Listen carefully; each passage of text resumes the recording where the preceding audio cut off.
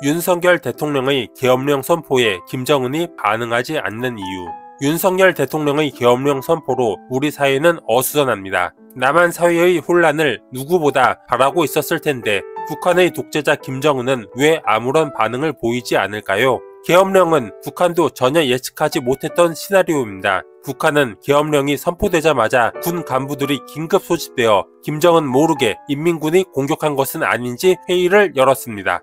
계엄령 전까지 북한은 노동신문, 조선중앙텔레비전 등을 통해 매일같이 윤석열 대통령을 욕하며 남한 반정부 단체들의 동향을 전했습니다. 현재 북한은 오물풍선도 보내지 않고 미사일도 쏘지 않고 언론에 어떠한 논평도 내지 않으며 입을 다물고 있습니다. 북한은 4.19, 5.16, 유신, 1980년대 학생운동, 2016년 박근혜 대통령 탄핵 때도 공세적인 반응을 보였었습니다. 그런데 이번에는 왜 조용할까요? 러시아 우크라이나 전쟁은 북한군의 참전으로 우리의 신경이 곤두선 가운데 러시아는 계엄령의 불똥이 이 전쟁으로 튀는 것에 대한 두려움에 쌓여 우리를 예의주시하고 있습니다. 러시아는 우리의 방위산업이 부담스럽기 때문입니다. 트럼프가 미국의 세계 경찰 역할에서 발을 빼려는 가운데 폴란드를 비롯한 동유럽은 한국산 무기로 바뀌고 있습니다. 우리 무기는 추위와 더위에 강하고 품질과 성능도 우수합니다. 만약 러시아가 우리를 자극해서 동유럽의 우리 무기가 이 전쟁에 투입된다면 러시아의 전세는 불리해질 것입니다.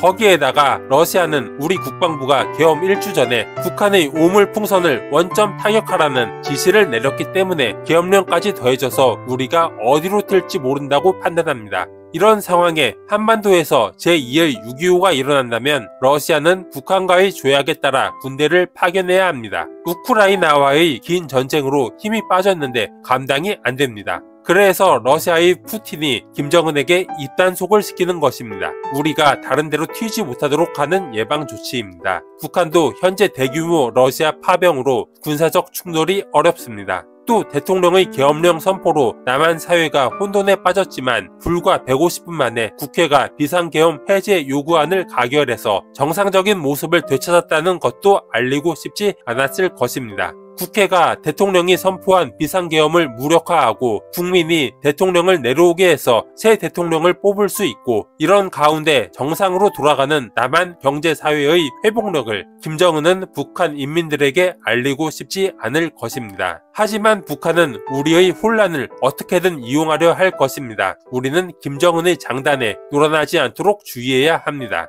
세상살이에 필요한 모든 지식 링이 200초 내로 알려드립니다. 시청해주셔서 감사합니다.